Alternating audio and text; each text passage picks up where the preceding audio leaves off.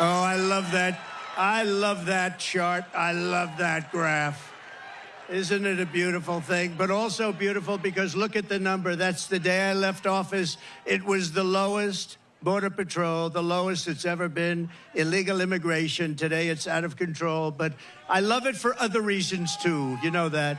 So thank you very much. And thank Lee and what Lee has done with that song. And it's such an honor to have it. I want to just let you know that tonight I return to Butler in the aftermath of tragedy and heartache to deliver a simple message to the people of Pennsylvania and to the people of America. Our movement to make America great again stands stronger, prouder, more united, more determined, and nearer to victory than ever before. We're going to make America great again. Gonna win the election, gonna win the election. And to all Americans, whether you are Republican, Democrat, Independent, Conservative, or Liberal, or you have no label whatsoever, it makes no difference. Our movement, it belongs to you. It belongs to our country. It belongs to our country. And together in just 1 month, we are going to usher in a new golden age of American security, prosperity, sovereignty, and freedom for our citizens of every race, religion, color, and creed. Exactly 12 weeks ago this evening on this very ground, a cold-blooded assassin aimed to silence me and to silence the greatest movement, MAGA, in the history of our country. MAGA. We love MAGA. For 16 harrowing seconds during the gunfire, time stopped as this vicious monster unleashed pure evil from his sniper's perch, not so far away.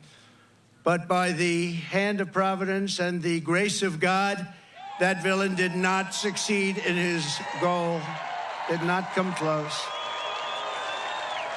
He did not stop our movement. He did not break out our spirit. He did not shake our unyielding resolve to save America from evils of poverty, hatred, and destruction. Yet we are here this evening in record numbers. This is a big crowd. This is a big one. This is a big one. Not only to mark the triumph of American spirit, but over, and you know that this is really, truly, in the truest sense, spirit over evil and adversity, but also to pay tribute to some of the best and bravest we have ever known. This field is now a monument to the valor of our first responders, to the resilience of our fellow citizens, and to the sacrifice of a loving and devoted father, a really great man. You know that. Forever afterward,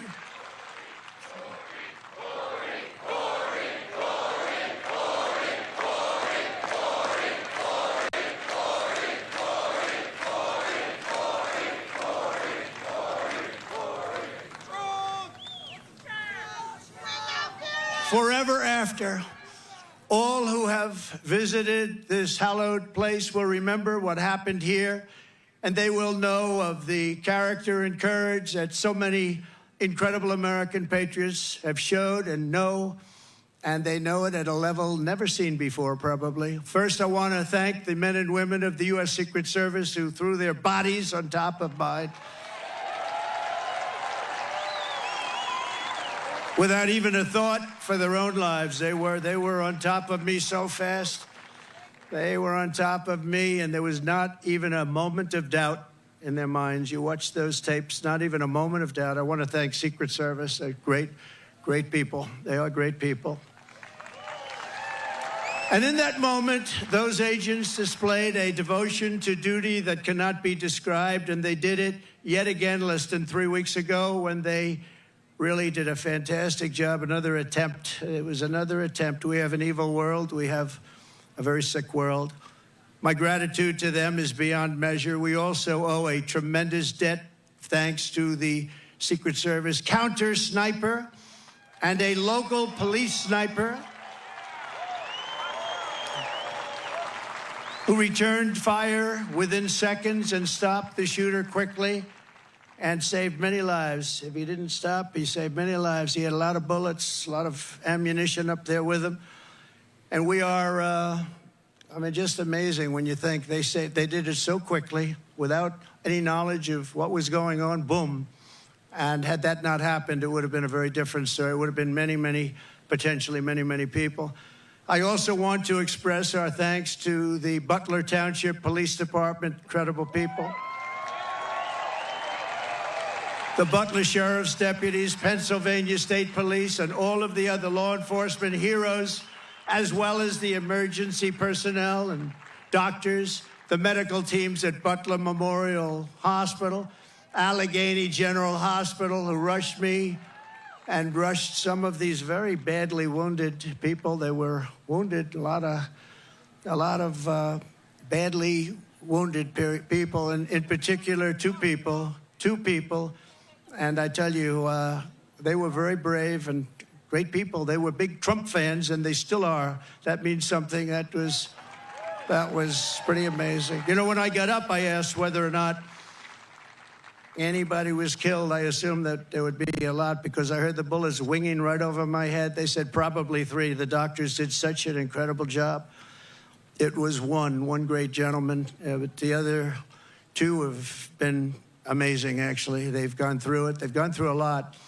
And when the crisis struck, they did really Pennsylvania proud. You've heard that expression, Pennsylvania proud. It's a great place. I went to school. I went to college in Pennsylvania. It's a great place. The people are incredible. Also, and I have to say, after returning to the field tonight, is one of the really brave Americans who was hit by the assassin's bullet, U.S. Marine veteran David Dutch. David, thank you. Thank you, David. Thank you, David. And David, we're thrilled to see your recovery is going well.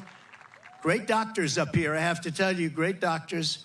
Your courage is really an inspiration to us all, so I want to thank you very much, David. A great gentleman, great gentleman. I want to send our love to someone who could not be here because he has just undergone a major surgery related to the shooting. A man who was really badly wounded, like David, James Copenhagen, because James was a wonderful man, a big Trump fan. And Mr. Copenhagen is out there watching us right now, but he's in a hospital where they did some additional work, but he's in great shape. He wanted to be here so badly, but he's in great shape, and we appreciate it, and we're looking to his full and complete recovery. He will have a complete recovery. Thank you. Thank you very much. And of course, there's one more hero who could not make it back here tonight because he is no longer with us, right? You know who that is, right? Corey, our beautiful Corey. Corey is not with us tonight, and he should be. And we all miss him. He's become somewhat of a folk hero, I have to tell you. Who is with us is his beautiful wife and daughters and relatives, sister.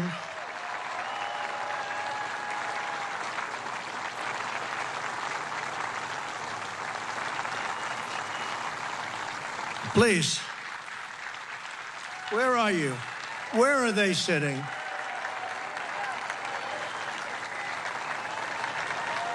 There they are. There's a lot of people. It's not easy to find people in this audience. It goes back further than you can see.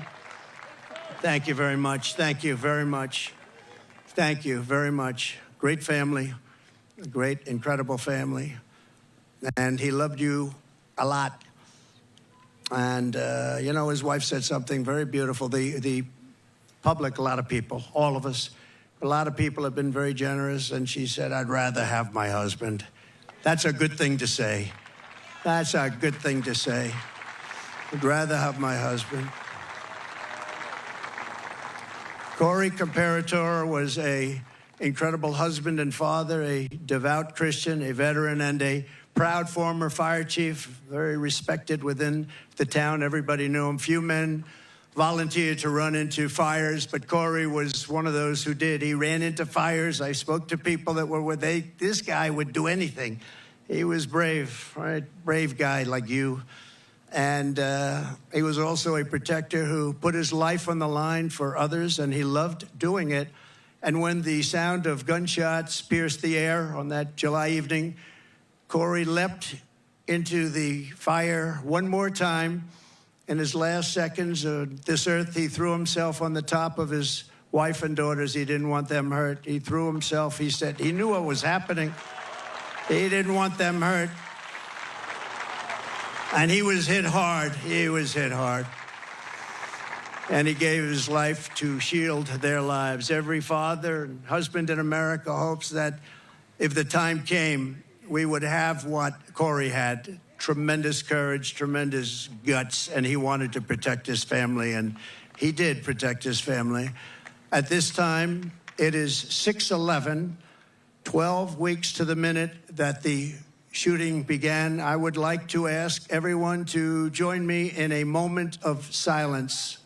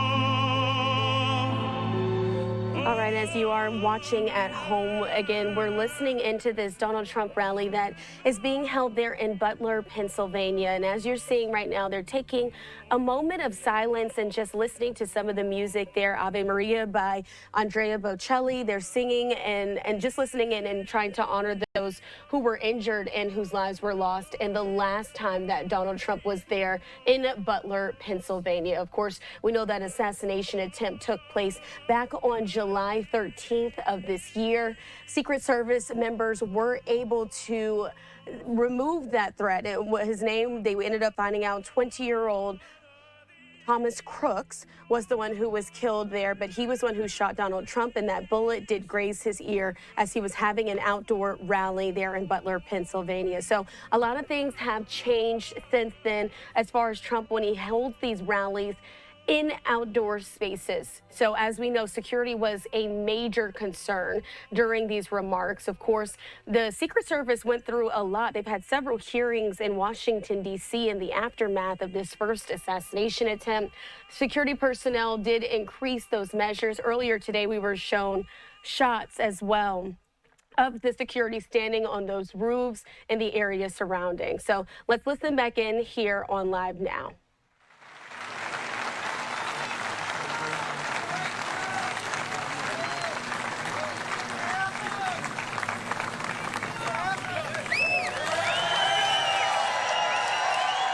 Now that is what you call a voice. One of the greatest opera singers in the world, and Christopher Macchio, who's truly a great talent, is going to be back when I leave, and I'm going to stay backstage watching every song. He's going to sing 3 or 4 great songs, Nessa Dorma and others.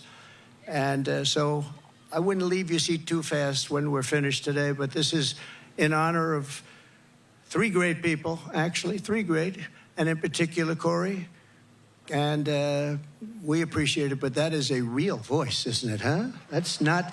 What do you think, Mr. Future Vice President? Pretty good, right?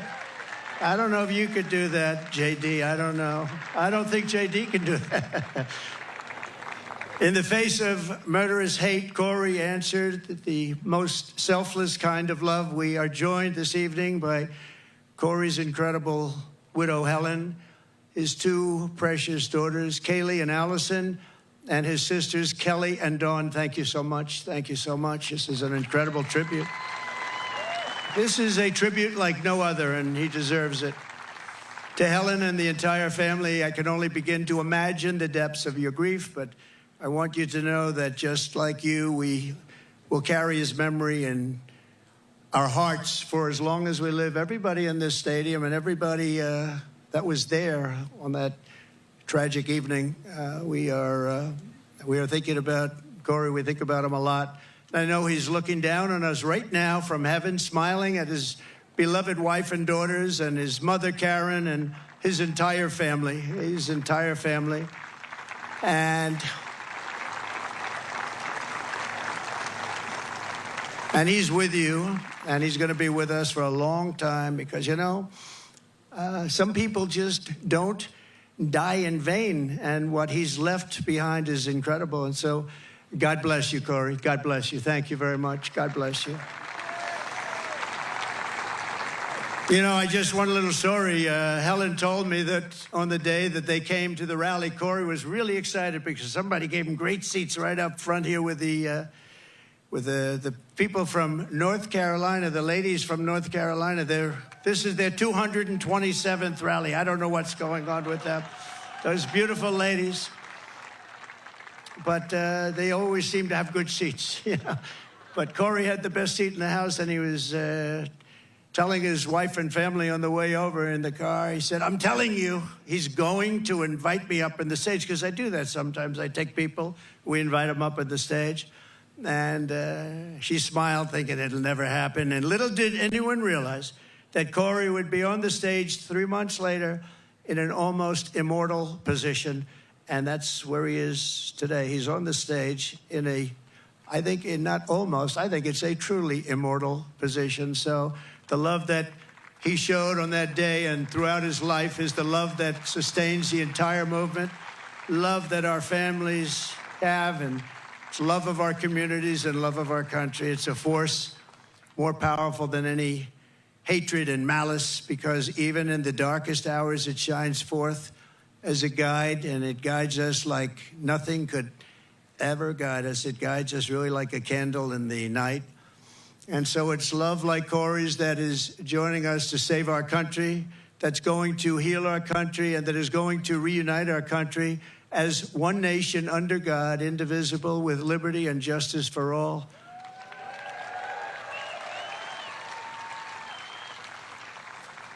So what our opponents have never understood is that this movement has never been about me. It's always been about you. It's been about a lot of people, millions and millions of people, the biggest ever in the history of this country, maybe anywhere.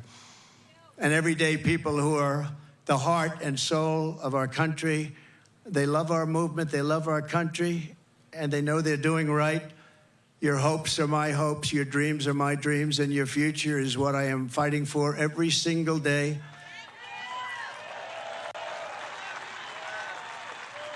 And now I have a great companion in JD Vance. How good was he the other night? How good?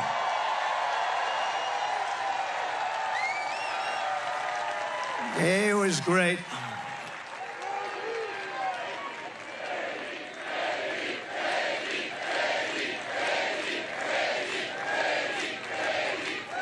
He was great. But from the very beginning of this journey, I've been on a mission to rescue our country from a failed and very corrupt political establishment, very corrupt. We have to change it. We have to change it. We need also a very free and open press, and to give it back to the country you believe in and I believe in. It's the country that we were born in and the country that you deserve. You deserve this.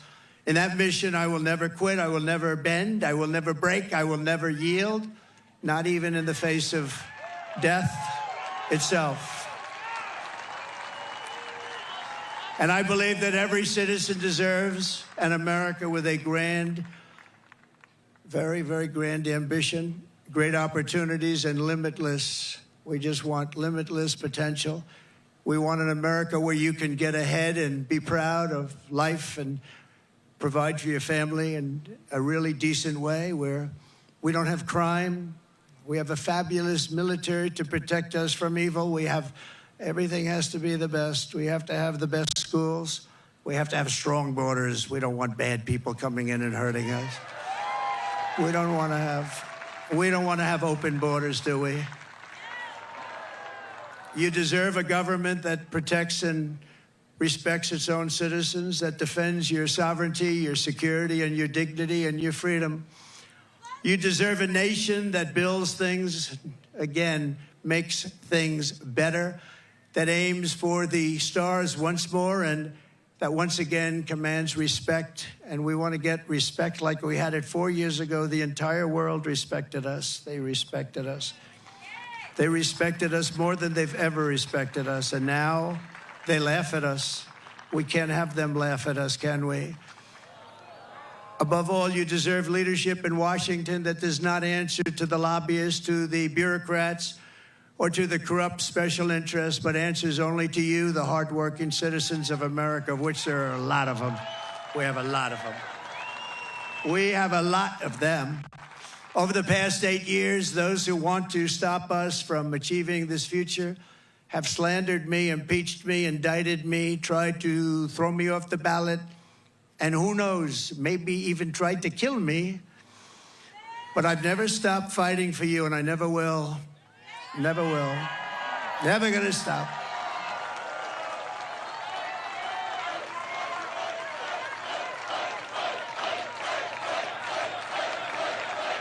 Thank you. Thank you.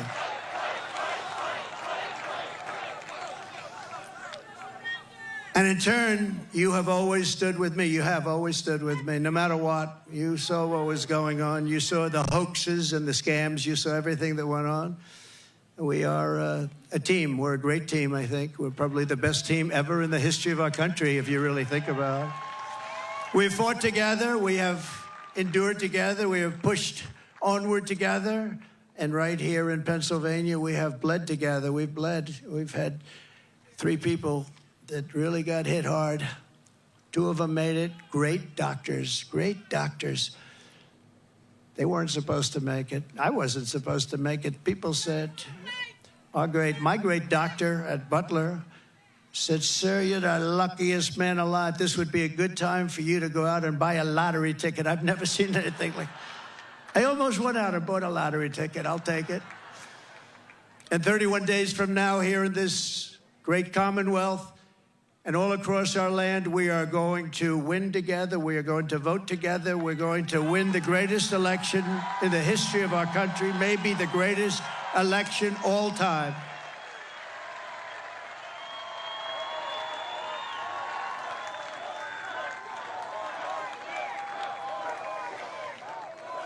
After we all have been through all of this together, nobody's gone through what we've gone through. Nobody. Because I go through it, you're going through it too. But there's never been anything like this. You know, I always say there's an enemy from within and there's an outside enemy. And if you're smart, the outside enemy is not going to be a problem. Russia, China, North Korea, we're not going to have a problem if you have a smart president. If you have not such a smart president, then it's a problem. But we have an enemy from within, which I think is much more dangerous than the outside enemy. We stand on the verge of the 4 greatest years in the history of our country. We can make these the 4 greatest years. We'll turn it around so fast that your head will spin.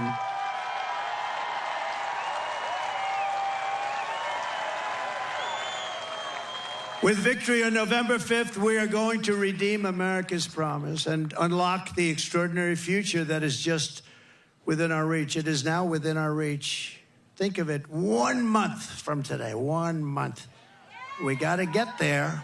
We got to get there. They'll drop all sorts of bombs. They'll be hitting you, JD. They'll be hitting me. These people, they'll hit and hit. But I think we've almost become immune to it, haven't we? we've become immune to it. You got a little dose of it, a couple of little doses. No, that's the only way. That's the only way they can even think about winning, with open borders. Who wants open borders? Who wants men playing in women's sports? Who wants sex change operations for illegal aliens in holding bins? No, I don't think so. We will begin a new era of soaring income, skyrocketing wealth, millions and millions of new jobs, and a booming middle class. We're going to boom like we've never boomed before. And we're going to unleash a manufacturing renaissance right here in Pennsylvania, including fracking like we've never fracked before. We're going to frack, frack, frack.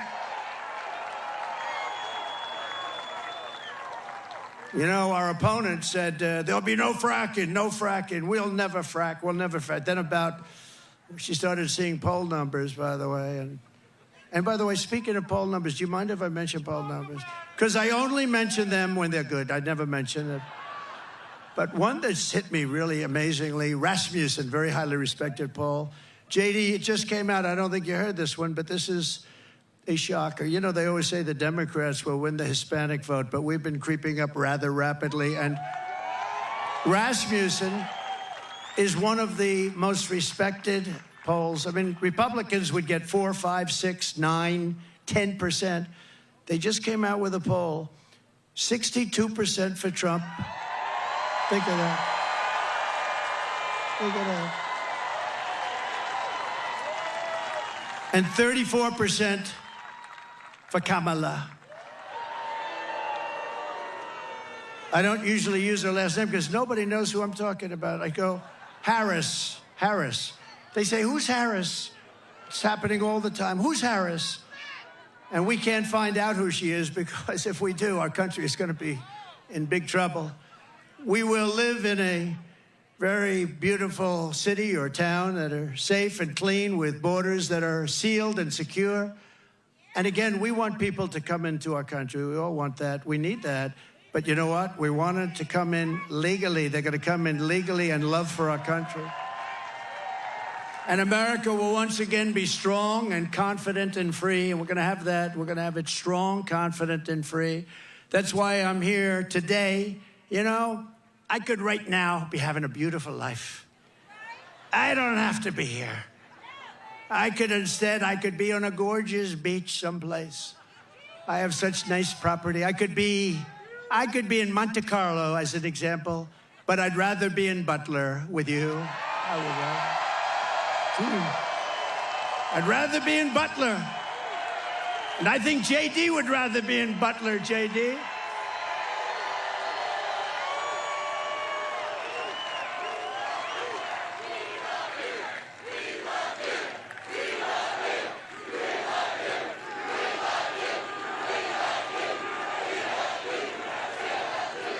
No, I'd rather be here, because we're doing something. You know, they get a lot of rich guys that go, nobody cares about them.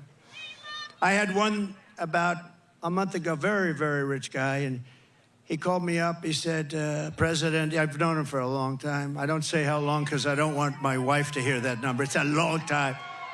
But he's very successful, and he said to me, sir, could you do me a favor? The guy's worth billions of dollars. He said, could you do me a favor? I can't get into a restaurant. Do you think you could call them to get me in? And I said, what the hell is the good of being rich if you can't get into a restaurant, right? And I called the maitre d'. Hi, I'm a little embarrassed. Hi, this is Donald Trump. I recognize your voice. I said, would you do me a favor? A friend of mine is online about a mile back. This is a very successful restaurant. And he's got his wife. I described the wife. Could you possibly go get them? Could you go get them and bring them in? And he did. And my friend called me up the next day. He said, thank you very much. Thank you. Oh, doctor, please. Doctor in the house. Thank you. Thank you. Thank you very much, doctor. Yeah, thank you. Take your time, doctor, please. We got plenty of time, right? We got a lot of time.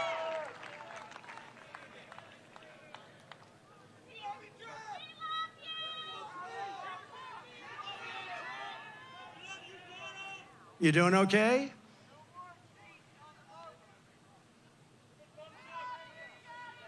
Take your time. We've got to protect our people, right? Take your time.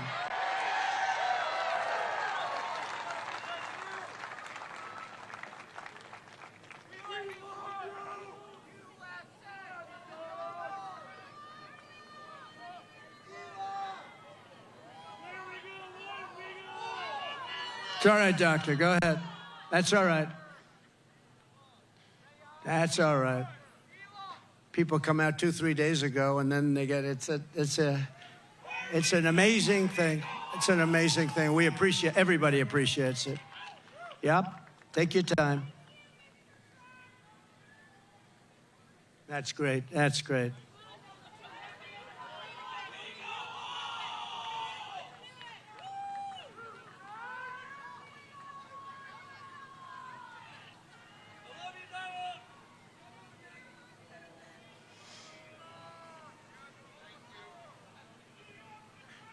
Do we have the greatest people in the world? We have the greatest people in the world. First responders, thank you very much.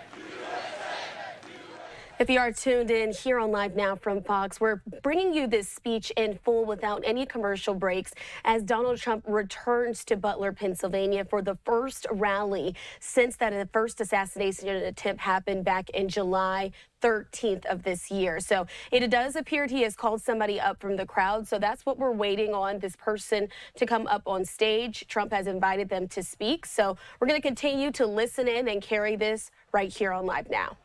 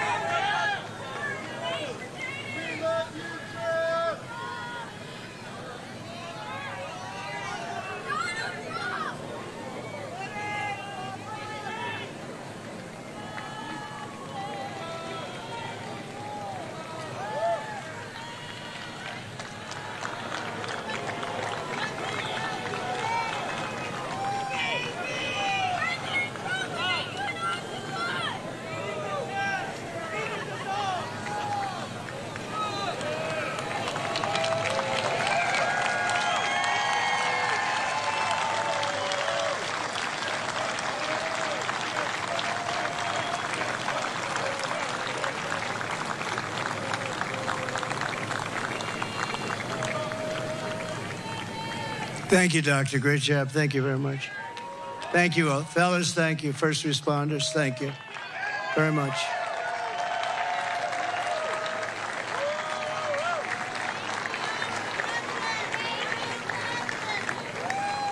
People are here for a long time, and we appreciate it very much. And so sometimes that happens. A lot of times that happens, actually. But she'll be great. You watch. So 12 weeks ago, we all took a bullet for America, and all we are all asking is that everyone goes out and votes. We got to win. We can't let this happen to our country. We can't take another 4 years like this. We won't have a country left. We're not going to have a country left. And all of this will be for nothing if you don't get out and vote.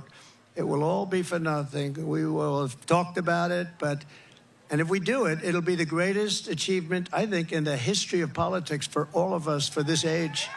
Because we're going to change our country around and fast. We're going to do things that nobody thought were possible. We're going to do them fast. So Pennsylvania, it's time to stand up for America and a time to save our country. This is really about saving our country. It's never been like this. When you look at the crime, look at the crime. Look at the people that are coming in, murderers. 13,099 murderers let in over the last short period of time. Murderers that have been released from penitentiaries, prisons, jails, released into our country. Crime rates all over the world are down. They're taking their gang members and their criminals. They're taking their people in jail, and they're releasing them into our country. We can't have it. You know, we just can't have it. How do you get more simple than that? They're releasing murderers, they're releasing drug dealers, they're releasing gang members and criminals, human traffickers. Mostly they traffic in women, and they're releasing them all into our country, and they're emptying their jails, and their crime rates in Venezuela are way down because, you know, but it's not only in South America, it's all over the world, in Africa, the Congo. A lot of people coming out of the Congo in Africa. They're coming out from Asia. They're coming out from the Middle East, Yemen. They're coming out from Yemen. A lot of people coming out of Yemen, and they're known terrorists, and they just release them into our country from countries unknown also. They know nothing about the people. Oh, go right in. These people are crazy. And we have to win. We'll stop it immediately, and it will be a big deportation. We're going to deport these people. We're going to get them out of our country immediately, or we won't have a country. And if we win Pennsylvania, we will win the whole thing. The whole thing will be won. So for the sake of our families, for the sake of our children, we will keep on going. And as the expression goes, I mean, I'm a little embarrassed to say it, to be honest with you, but I'm going to say it because a lot of people do say it. We will fight, fight, fight. We're going to fight for our country. We're going to fight for our country. And together we will save this country. We will restore the republic, and America's future will be bigger, better, bolder, brighter, happier, stronger, freer and greater, and more united than ever before. Our country will be united. You'll watch. You'll watch.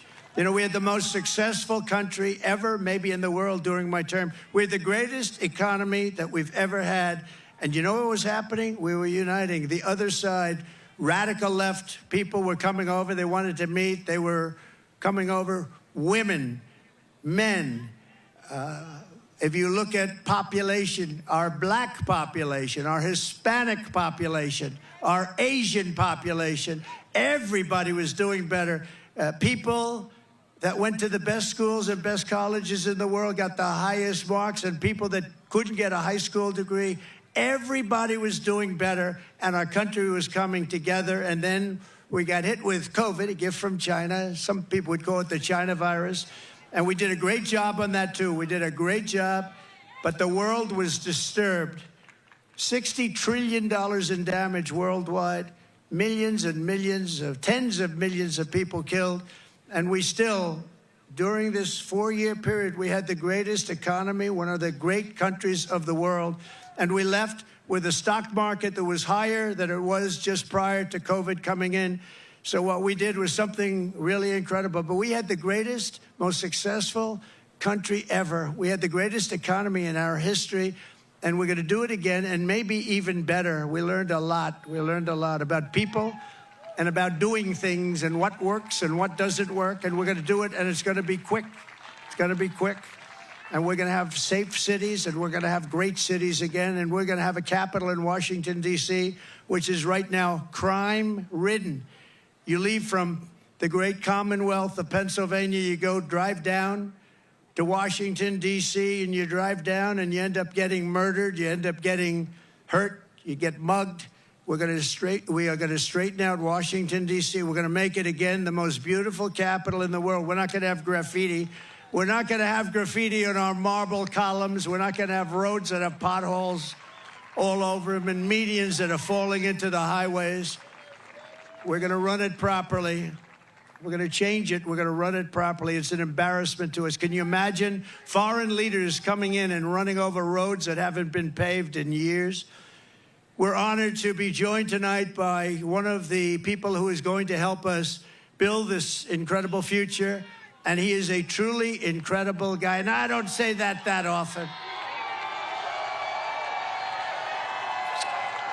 He's a great gentleman. He's done such an unbelievable job for North Carolina, for Georgia, for Alabama, for Florida, for Tennessee. His name is Elon Musk. He saved free speech. He created so many different great things. Where is he? Come on up here, Elon. He created the first major American car company in generations, and his rocket company is the only reason we can now send American astronauts into space. Come here. Take over, Elon. Yes, take over.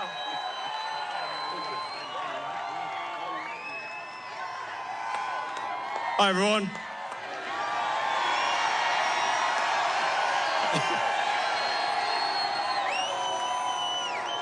As you can see, I'm not just MAGA, I'm dark MAGA. Well, first of all, I want to say what an honor it is to be here. And, you know, the true test of someone's character is how they behave under fire. And we had one president who couldn't climb a flight of stairs, and another who was fist pumping after getting shot.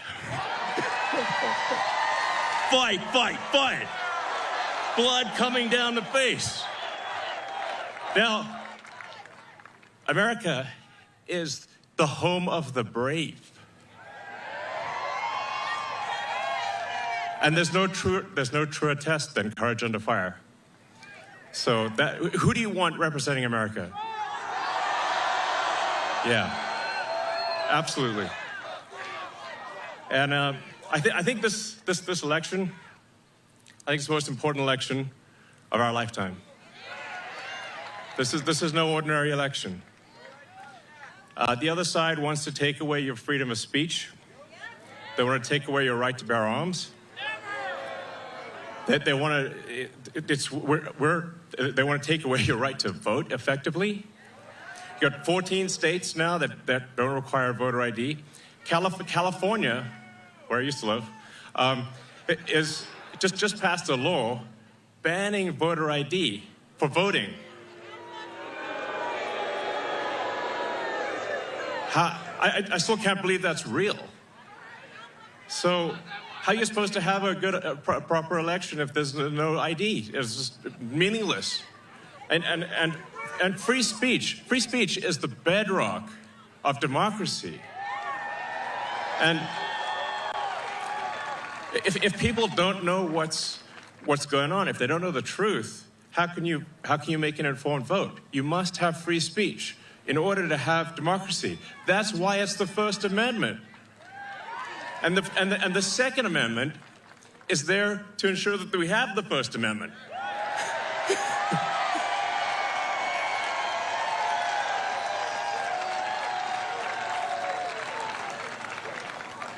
President Trump must win to preserve the Constitution. He must win to preserve democracy in America.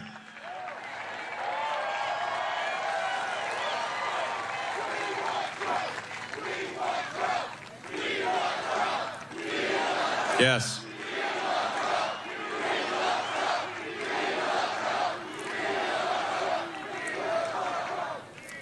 This is a must-win situation. Must win. So I have one ask for everyone in the audience, everyone who watches this video, everyone in the live stream. There's one request. It's very important. Register to vote. Okay?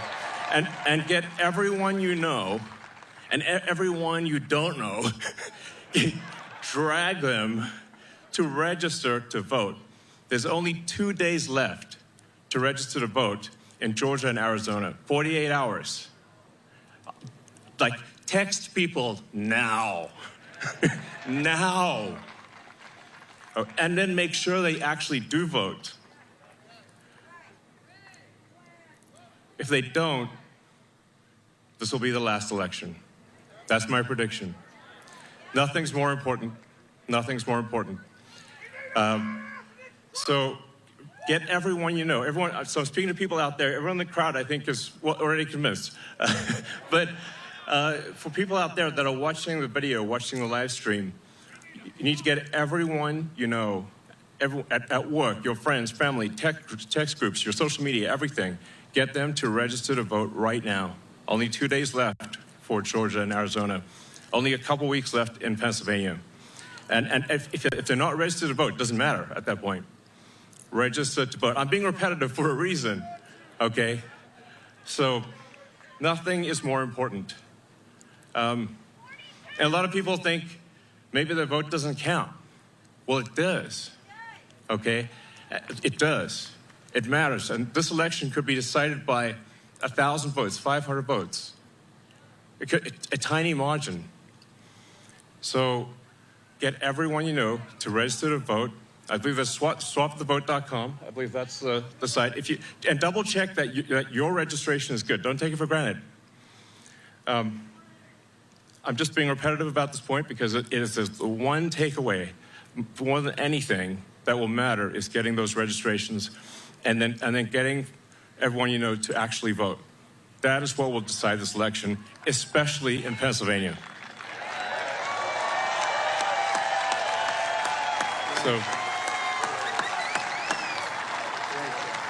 So thank you, and honestly, you want to just be a pest. Just be a pest to everyone you know, people on the street, everywhere.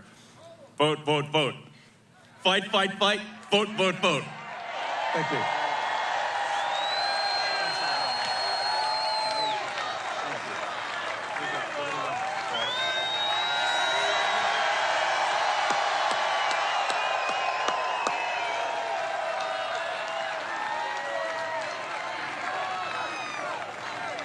What a great guy. And he'd rather be making rocket ships, because he'd really rather do that. Nobody better. I think he's got 90% of the rockets that go up. But Elon, thank you very much. Incredible, incredible. What he says is true.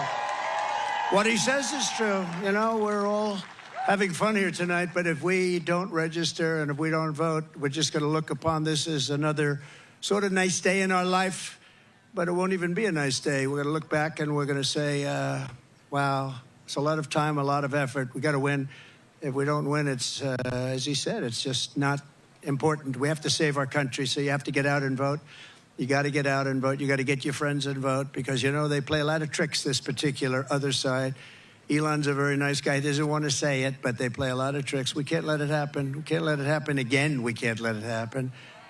And one thing, they showed us how bad they are. They showed us how bad a job they do. So that's one thing we got from this 4 years. They've done the worst job. It's the worst president in the history of our country. It's the worst vice president in the history of our country. And if you watched over the last couple of days, they are doing, this is a Katrina for them. This is one of the worst. They say it's the worst job ever done on helping people through the ravages of a hurricane. And they're watching, she's out there campaigning in San Francisco, a place that she ruined, okay? She ruined San Francisco. She ruined, think of this, she ruined San Francisco. She was the worst DA, and she ruined the state of California, and now she wants to ruin the United States of America. We can't let her do it. So I called Elon to tell him that they needed Starlink as an example. They couldn't get Starlink. I didn't know what Starlink was, I must tell you. Elon, I'm so embarrassed. I didn't know what the hell Starlink was. He loves Starlink. He can tell you every little screw that's needed, every wire. Me, I didn't know. But when I was in North Carolina and Georgia just the other day, yesterday to be exact, but they were saying we have tremendous communications, especially in North Carolina, and we have tremendous problems. We have no communication. The poles were ripped down, the wires were underwater, houses were destroyed. Possibly 1,000 people, maybe more, will be, there's 600 people missing. Missing is not good, because you know what missing means generally. That's really bad. And they had no communication. They had literally no communication with, they called it the mainland, because the water was so crazy. It was like they were in the middle of a lake, and they'd never seen anything like it. And they said, do you know somebody named Elon Musk? I said, yeah, I happen to know him a little bit. He just endorsed me, actually. Although he endorsed me a long time ago, but he still... To me, every day is a good endorsement from Elon. Nobody's smarter than Elon. And they said, could you do us a favor? Could you help us? We're trying to get Starlink, and it's very hard to get. Most people say you can't even get it. I called up Elon. I said, North Carolina's in big trouble. Georgia's in big trouble. They need communication. They have none because their poles have been knocked down and their wires are underwater and even dangerously underwater. But they have no communication. Elon, could you do something about Starlink, whatever the hell that is, Elon? Whatever Starlink, that's all they want to hear is Starlink. And an amazing thing happened. I got a call from one of the top people in North Carolina. I got a call from another great person in Georgia. And I wasn't finished with my phone call yet. And they got word that Starlink would be delivered to the States. I said, no, and I said, what the hell is he... What kind of a system is that? Normally, you'd have to hang up, and he'd go and call people. He did it during the phone call. What kind of a system do you have? That's why he's a very advanced. He is a very advanced person. But I want to thank you, Elon, because I got it, and I said, "How does it work?" 2 days later, how does it work? They said, "Much better than the wires." So now I'm saying, why the hell aren't they? You're going to come out very well anyway. And he also said, you don't have to pay me. You pay me someday when you get the money back. You don't have to pay me. He wanted nothing. He's a great guy. Thank you, Elon, for being here. Thank you very much. Great honor. Great honor.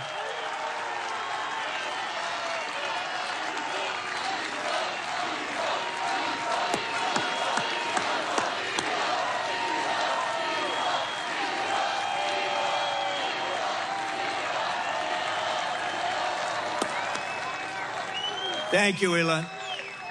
And that's heartfelt. I can't even see the end. That's a lot of people here today. We're also joined by a great gentleman, a top, brilliant student. He went to a tremendous college, and he graduated right at the top of his class. In 2 years, I didn't know you could do that. It's 4-year college.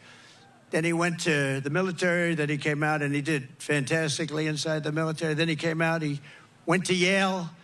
Without the benefit of family ties. You know what that means, right? Without the benefit. That's pretty good without family ties. I don't know too many of those people. They had no family ties. He got in.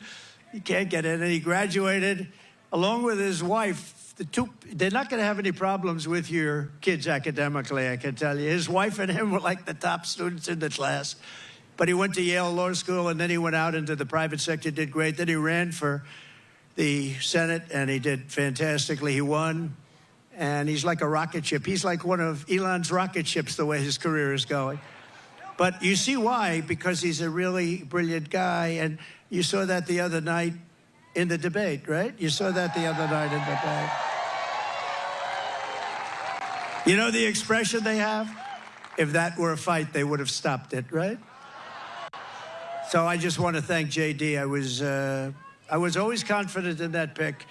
And we had great people, too, JD. We have every one of those guys were great. Every one of them would have done a great job. It was amazing. But we appreciate the job you're doing. And he's also very energetic. And he'll go on anywhere. He'll go on MSDNC. I say, oh, he's on that. He'll go on CNN. It's like he has no problem. He swats him like this.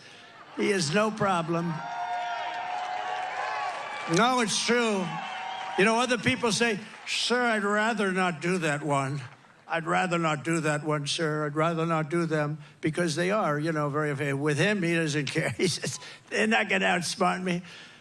So I want to thank JD. You've done a great job. Thank you very much. Amazing. Great.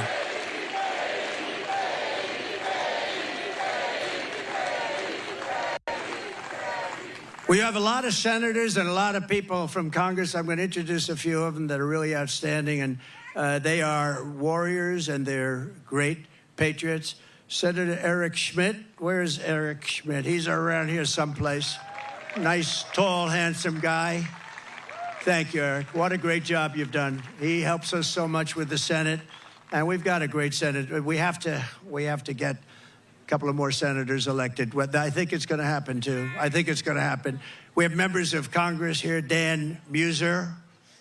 Dan, where's Dan? Great. Great job. Real warrior. These are warriors. Guy Reschenthaler. That's the hardest name in the Senate to pronounce, but I've learned how to pronounce it. Guy, thank you very much. Great. Where's Guy? Guy, thank you very much, Guy. Glenn G.T. Thompson. Fantastic guy. Thanks, Glenn. Great job. John Joyce. Thank you, John. Great. Corey Mills. He's out there fighting, too. He's out there. He is out there in North Carolina, Georgia. He's out there helping people. Mike Waltz, who's a tremendous national security asset. Thank you, Mike. Thank you, Mike. Okay, and a man who was my doctor. I got to know him as a doctor in the White House, right? And then before that, he was actually an admiral, and then he went to the White House. He was a great admiral. He was a great doctor. And I love him for one reason. They asked him in the White House, the press, the fake news media said, who is the most? He was the doctor for Obama, Bush, and Trump. That's pretty good, right? White House doctor for the three of us. He said, the press, who is the healthiest of the three? He said, definitely it's Donald Trump. There's not even a contest. And I love that guy. When he said that, JD, when he said that, I said, I like this guy. So then he said, you know, sir, he was leaving the White House. He said, you know, I'd love to run for Congress. And he ran against 28 people. They were all running for the Republican primary, because whoever won that primary is going to win. I think it's a Trump plus 48. Whoever wins gets 48-point start. And not only did he win, he won easily. And now he's one of the most popular people in Congress and one of the most talented, maybe more importantly. Ronnie Jackson. Ronnie? Where's Ronnie? Where is he? Oh, good. Thank you, Ronnie. And you got a lot of talent surrounding you there. I think it's very important also. We're here for a reason, and that's to win and to honor Corey. But Corey wants us to win, too. And there's a man in the audience that's been very much a career path, a little bit like JD, great student, great talented student, and fantastic in the military. Then went out to be a tremendous success, one of the most successful people on Wall Street, actually. And he's tough and he's smart, and he's going to make sure you always have fracking in Pennsylvania. And he's going to make sure you have many other things other than fracking. You have a senator that now does nothing. He does nothing. And he doesn't fight for you. He votes with Biden, if you can believe it, like 100% of the time. But this guy, and you know, we're lucky that he does it. I don't know. He might not have done it if he had it to do again. I don't know. But I think he's just one of the most outstanding people anywhere in the country to run for office. And we're lucky that he's doing it, and he's got a real shot. He's doing very well in the polls. It's hard to beat somebody that's been there a long time, but this is somebody that's been there a long time and did nothing. He did nothing. And his name is David McCormick, and he's great, and I hope he's going to be your next senator.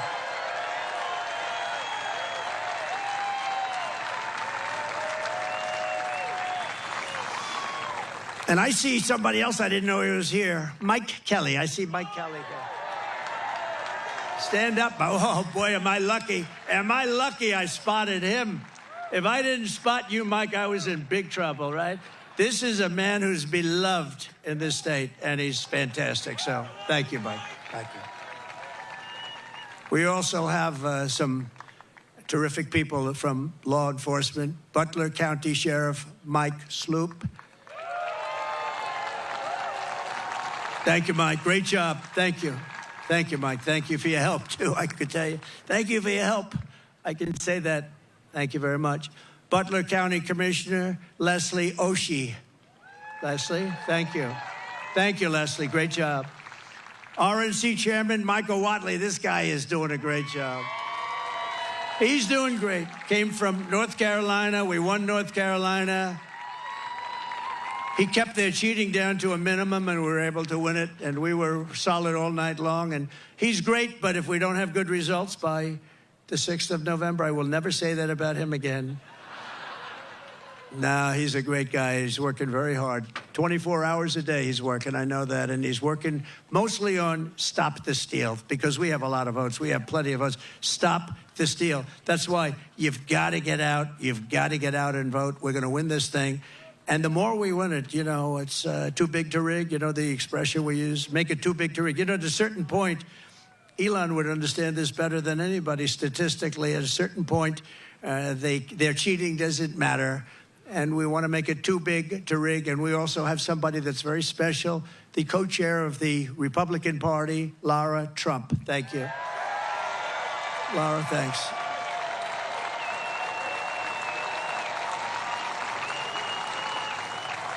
And, you know, oftentimes with families, they say, oh, you know, why did you put that one in or this one in, and all the different people. So many people have problems with that.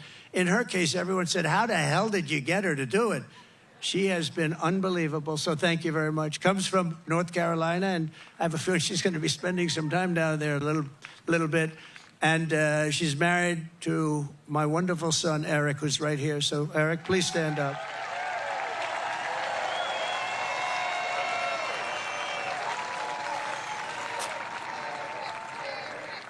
He's a great guy. Eric has a distinction. He has gotten more subpoenas than any man in the history of our country by about 10 times. Every day Congress would meet, they'd send him a subpoena. What is it about? They have no idea. But I think he's got the all-time record, and he's handled it all beautifully. Thank you very much. Thank you very much. A friend of mine, a great, great businessman, one of the most respected people, and he made a big, big contribution yesterday to Georgia and a big contribution to North Carolina. Steve Witkoff is here. Hi, Steve. Thanks. And another man who's one of the greatest businessmen in the country, he actually said that if Trump doesn't win, this country is going to go into a massive depression. Well, I don't know about that, but he has been a very good predictor, I will say that. And truly one of the greats, one of the great pickers, picker meaning stocks. He knows what he's doing, and highly respected by everybody. John Paulson. Thank you, John. Great. Great guy. Now, we have so many others, and I won't do it because we have to really get out of here before it gets too cold for people. But I love it much better because there's one teleprompter. Not that I use the teleprompters too much. Isn't it nice to have a president that doesn't need a teleprompter?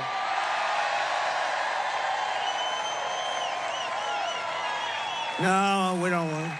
We don't need it. But this one was right smack in the sun. Great job back there, fellas. They said the teleprompters are working fine. Well, thank goodness. Did you see what happened the other day with the teleprompter with her? That was not a pretty sight. The teleprompter went off and she went off too. She didn't know what the hell happened. And you know, teleprompters are very dangerous because they go off a lot. You have to be prepared for them to go off cold blank.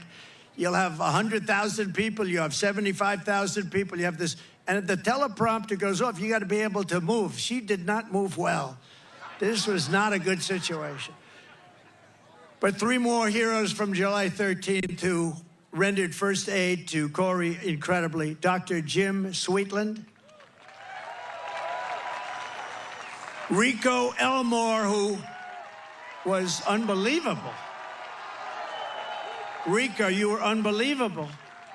He ran over, National Guard. He ran over and grabbed Corey, and Corey was still living, and he was doing mouth-to-mouth resuscitation on a man who was really in bad shape like nobody's ever seen, and his family appreciates it, and I do too. So thank you, Rico, very much.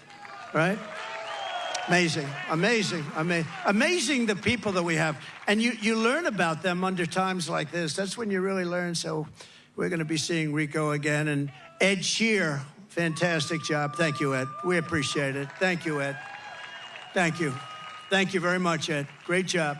In addition, this evening, we have to send our prayers and support to all the families affected by Hurricane Helene. This has been the worst hurricane response by a president and vice president since Katrina, and this is simply not acceptable. Those people, I was there yesterday with North Carolina and Georgia, and I'll tell you, and by the way, the governor of Georgia is doing an excellent job, but we have other people that aren't doing a good job, and we have to have them do a good job.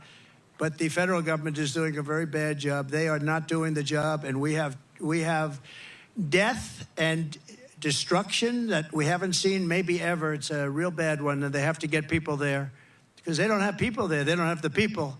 Kamala wined and dined in San Francisco, and all of the people in North Carolina, no helicopters, no rescue. It's just what's happened there is very bad. They're offering them $750 to people whose homes have been washed away. And yet we send tens of billions of dollars to foreign countries that most people have never heard of. They're offering them $750. They've been destroyed. These people have been destroyed. The one young lady washed, you saw that with her son. I mean, pretty, I wish I never saw it, but just washed away. His son was washed away with the grandparents, and so sad. And they're giving him $750. And think of it, we give foreign countries hundreds of billions of dollars, and we're handing North Carolina $750. If you want a president who won't even try to save you when the floodwaters are rising, vote for Kamala. She's not the right person. Look, you know what? If they did a good job, I wouldn't have run. To be honest with you, I didn't need to do this. I didn't need to. If I thought they were doing an even modestly good job, I wouldn't have run. But I saw right from the beginning, grossly incompetent, and I was right about that, and I decided to run, and we're doing really well. I was telling you about polls. We're way up in some polls. We're up in other polls. And with the swing states, I think most of them have us up in every single swing state, including the great commonwealth of a place called Pennsylvania. And don't ever not call it a commonwealth, because I've seen people call it a state, and that's the end of them. That's practically the end of their political career. You got to be very careful with Pennsylvania. It's that commonwealth. I haven't made that mistake. I don't want to either. It was not a pretty picture. If you want a president who will stop at nothing to protect you and your family, I hope you're going to vote for a gentleman named Donald J. Trump. Have you heard of him? Together we will rebuild Western North Carolina, rural Georgia, and every other state that's been so badly affected. That includes Alabama. Virginia was very hit hard. South Carolina was hit very hard. Florida. So many states. Tennessee was hit really hard. They were all hit, and we're going to work with them. And, you know, the next president is going to be the one that really, once they got to get this done. But once that happens, the next president is going to be the one that has to really help them. And JD will be there to help them. I know that.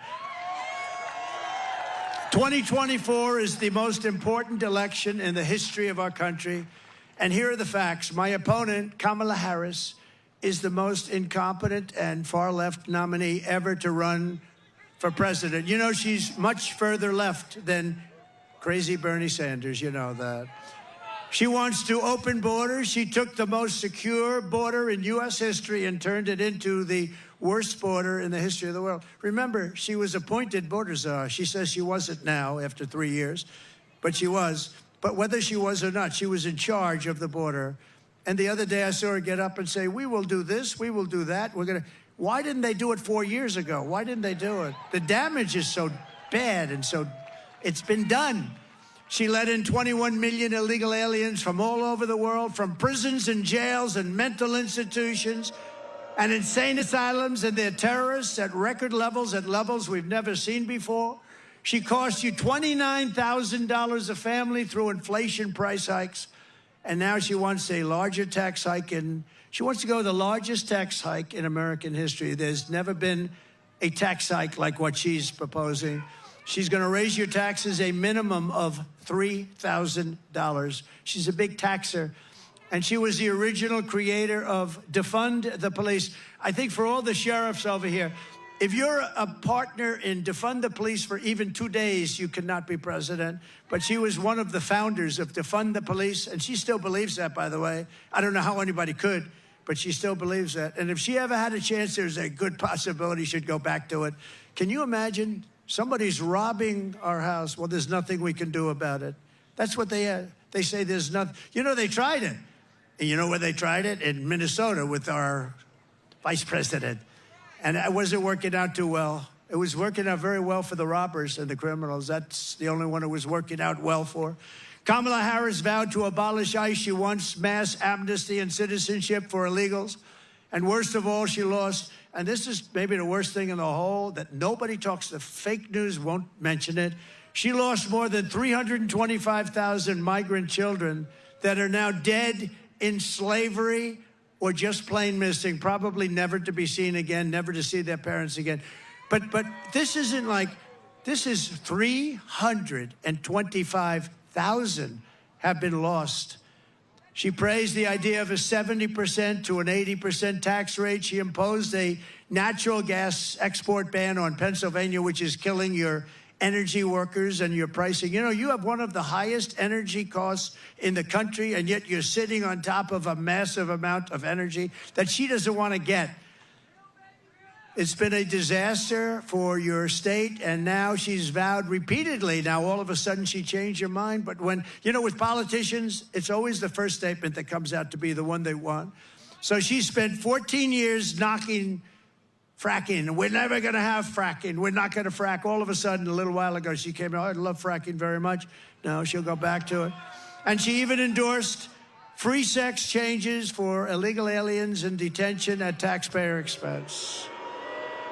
I don't think Elon likes that idea. These are not ideas that Elon Musk likes too much. And it was just announced yesterday in California, and he took this one from me. I'm so upset.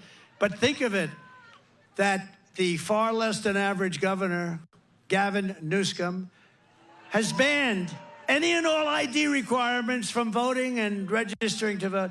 You're not even allowed to mention the fact, Elon, you're not allowed to mention the fact. You can't say, may I see your ID?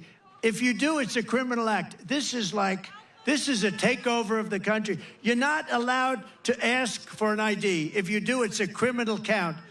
Other Democrat states are following. This is only so they can cheat. There's only one thing that you do this for, so that you can cheat on elections. There's no other conceivable reason. Kamala Harris is a radical left Marxist. She is a woman that's not respected in Congress. She was laughed at Congress. Nobody thought she could win. You know, they did a coup. Whether you like him or not, I'm not a particularly big fan, but we had a debate, and the debate ended, and all of a sudden they come to him and they say, we want you out. You're not going to win the election. And he said, I don't want to get out. He got 14 million votes. If you believe in democracy or a system, he got 14 million votes. And she got none. She was the first one out, 22 candidates, and she never made it to Iowa. She quit before Iowa, and now she's running, and that's okay. But, you know, we spent $150 million beating Biden, and as soon as he was down and out for the count, they said, let's take him out. We'll give somebody else to run. Never happened before. We do a lot of firsts, I will tell you. We do a lot of firsts. But she's a person that rated even worse in every statistic than any other senator. She was rated at the bottom of the U.S. Senate. She's destroyed everything she touched, but the good news is that we have a plan to fix it. We're going to fix it. We're going to fix it fast. Nobody is going to stand for open borders. Nobody is going to stand for a bad military. Nobody is going to stand for education that's not proper. We're moving education back to the states. You're going to be running your own education.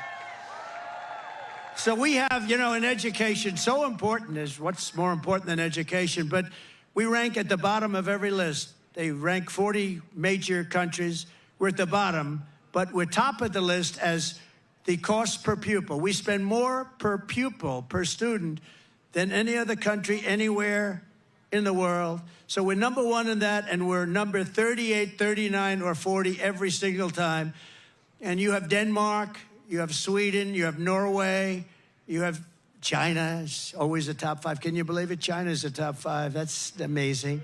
But we're going to move our education back to the States. So places like Indiana and Iowa and Idaho and states that you don't even hear too much of because they're so good and so well run, they're going to run their own education. And you know what's going to come out of that? A Denmark, a Norway, a Sweden, maybe, I don't even know, China. Can you imagine China with 1.4 billion people is a top 5, and we're close to 40. We are 40 sometimes. Starting on day 1, I will seal the border and stop the migrant invasion into our country. We will begin the largest deportation operation in the history of the United States. Dwight Eisenhower right now has that record. It's not, and by the way, it's not something I want to do. I dread having to do it, but we have no choice. What they've done to our country is not even believable, especially the criminals, the criminal element that's in our country. And again, all over the world, crime rates are down because they've taken their criminals and they've dumped them into the United States.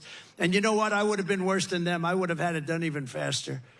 They've dumped them into the United States of America, and that's what we have. And it's dangerous out there. We're getting them out. We're getting them out quickly. And we will defeat inflation, and we will make America affordable again. And it's going to start with liquid gold. We have more liquid gold, oil, and gas under our feet than any nation in the world, including Saudi Arabia and Russia. We will become energy independent like we were just 4 years ago. You know, 4 years ago, we were energy independent. Can you believe it? And then we were going to become energy dominant. We will be dominant within a matter of months, and we will make so much money. We are going to drill, baby, drill. And we will again open ANWR. Ronald Reagan tried to do it. Every single president from before Reagan tried to do it, and I got it done. ANWR is the largest drilling site anywhere in the world. It could be larger than Saudi Arabia, could be larger than Russia. It's in Alaska. And I got it done, and we worked to get it done. And one of the first things he did was terminate ANWR. And that was going to take care of all of Asia. That was going to make us so much money. We would have paid off debt. You would have gotten, I gave you the biggest tax reduction in history. You would have gotten even a bigger one. You were going to be just very happy. You were going to say, I like that guy very much. 20 million Americans are behind on their electric bills right now. It was just announced. 20 million Americans, they're struggling to pay their monthly bills at a record rate. There's never been anything like it. And it's all because of their anti-U.S. energy regime, which has caused Pennsylvania electricity prices to raise almost 50%. We will cut energy and electricity prices in half within 12 months. We will have your energy prices, your air conditioning, heating, cars if you buy a Tesla, which is good. Which is good. We will have your energy prices cut in half. It'll be cut in half within a period of 1 year from January 20th, which is the day we take office. And that's going to save you a lot of money. And that's going to, in turn, bring down the prices of everything. Because, you know, more than anything else, people tell me about the groceries. The groceries are groceries. They use and what they're talking about is food. Everything's going to be coming down when we do that. We're also going to get your interest rates way down. We will bring automobile manufacturing back to the United States at levels never seen before, and we will turn the United States into a manufacturing superpower again. It hasn't been there in many, many years. We had it started 4 years ago. The centerpiece of my plan for a manufacturing renaissance will be a 15% made in America corporate tax rate. In other words, if you make your product in the United States, you get a rate. So I cut it from 39% to 21%. Everyone said that was impossible. I got it done, and we had the best boom we've ever had. We did more revenue when we had it at 21 than when it was at 39. Think of it, much more. The following year, we did much more. And then I'm going to take it from 21 to 15, which will make us the most competitive country in the world. Nobody will be able to compete with us. But that 15 rate only goes for those who make their product in America. They have to make their product here, otherwise they pay 21. And we will protect those companies moving into America and all of our existing companies with stiff tariffs placed on companies that don't move in. If they don't come in, if they don't want to make their product here, that's fine, but they're going to be tariffed. We have to protect our companies, and that's what we're going to do. The only way they can get out of paying those tariffs is to build their plants and factories in America. We may even be able to get Elon to build some of them. I think we will. And hire American workers for the job. We're going to hire American workers for the job. We will pass the Reciprocal Trade Act. If China or any other country charges us 100 or 200% tax, then we will likewise charge them a 100 or 200% tax. We had a lot of problems on that one with the Senate, and we're going to get that done. Think of it. They charge us, and we don't charge them. Now they charge us, we're going to charge them the same thing. Reciprocal, it's reciprocal. I will not let Mexico, China, or any other country sell cars into the United States to the detriment of our auto workers who will do better than they have ever done. We're going to bring back the car business like it was 50, 60, and 70 years ago. Everyone's going to want to be back here. And I will not approve Japan buying U.S. steel 70 years ago, the greatest company anywhere in the world. It was the greatest company anywhere in the world, and now we have Japan buying U.S. steel. I don't like that. We will deliver massive tax cuts for workers, and we will have a policy that I think is so great. No tax on tips. No tax on overtime. And no tax on Social Security for our great seniors. No tax. And you know, when you think of it, our seniors were hurt so badly. Inflation has killed our seniors. You know, they have a fixed income, and it just got worse and worse every week, every month. It's gotten worse and worse, and it's just horrible. And they haven't gone down. They've only gone up. Prices have still only gone up. And while working Americans catch up, we're going to put a temporary cap on the credit card interest rates at 10%. People are paying 28% interest, 25% interest. I will always protect Social Security and Medicare with no cuts. We're not going to do anything with Social Security, but they're going to destroy Social Security because all of the migrants coming in are going on between Medicare, Social Security, other programs, and nobody is able to afford it. I will settle the war in Ukraine. I will end the chaos in the Middle East, and I will prevent, I promise you, World War III. We're not going to have World War III. And right now, we're very close to having it. We will lead the world in space exploration. Thank you, Elon. We will lead the world in military, and we will reach Mars before the end of my term. Elon promised me he was going to do that. I don't know. Can you do that? Stand up. Can we do that? He wants to reach it. I think he's going to do it. JD, work on him. Work on him.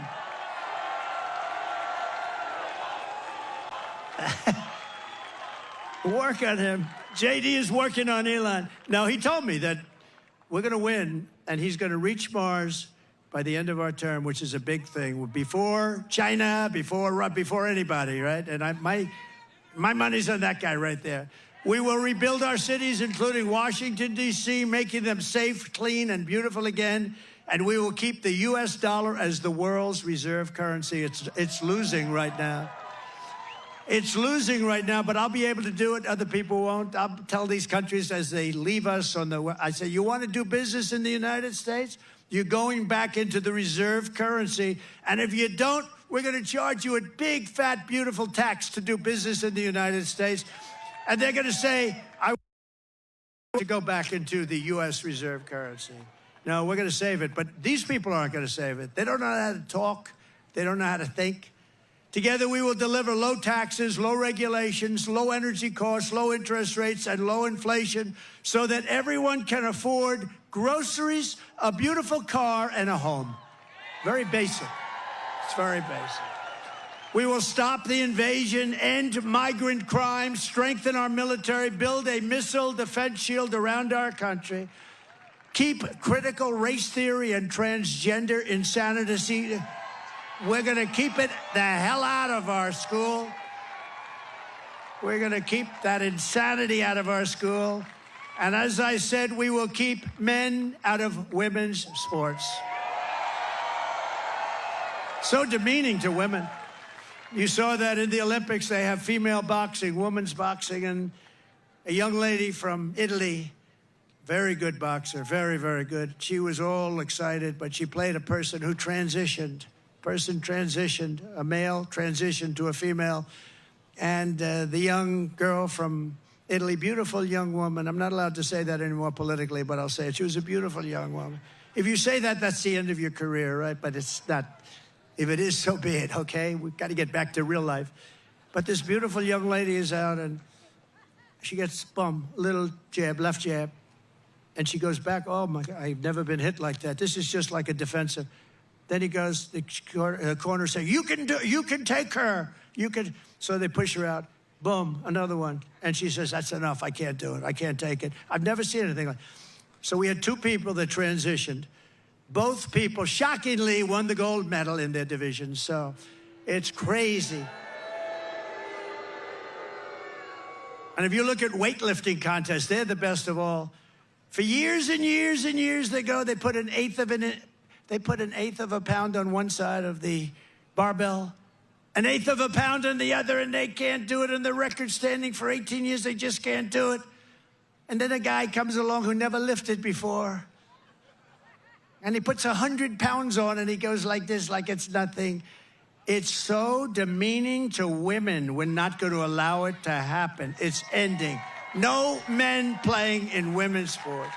And we will defend the Second Amendment, protect religious liberty, restore free speech, and we will secure our elections. Everyone will prosper, every family will thrive, and every day will be filled with opportunity and hope. We need hope. We need the American dream back, don't we? We're going to have the American dream. We're going to have the American dream, so every kid in your family is going to grow up and say, I want to be like Elon Musk. I want to have 200 billion in cash. I'm going to be like Elon Musk. That's the American dream. But for that to happen, we must defeat Kamala Harris, and we must stop her country-destroying, radical left agenda once and for all. We cannot have it happen. So you must get out and you must vote. Here in this incredible Commonwealth, we stand on the shoulders of generations of Pennsylvania patriots who gave everything they could give, every single thing for their rights and for their freedom. Pennsylvania is where our founding fathers declared American independence and sounded the beautiful Liberty Bell. It's where the Army weathered its brutal winter at Valley Forge, where General George Washington led his men on a daring mission across the Delaware, and where generations of tough, strong, beautiful miners and steelworkers put Pennsylvania's spirit into every single thing they did. And from Gettysburg to Germantown and Philadelphia to Barron Hill, and from Brandywine to right here in Butler, this is the place where Pennsylvania patriots poured out their blood with the love of their country. They love their country so much. And so in honor of all those American heroes who came before us, we will press forward, we will push onward, and together we will win, win, win. We're going to win, win, win. Nothing will sway us, nothing will slow us, and no one will ever stop us, no matter what dangers come our way, no matter what obstacles we must face. We will keep striving toward our magnificent American future. We will not fail. We will not allow ourselves to fail. From this day forward, we will always put America first, and we will take back and save the United States. November 5th, Election Day, will be the most important day in the history of our country. And together with the great people of Pennsylvania, we will make America powerful again. We will make America wealthy again. We will make America healthy again. We will make America strong again. We will make America proud again. We will make America safe again. And we will make America great again. Thank you, Pennsylvania. God bless you. God bless you, Pennsylvania.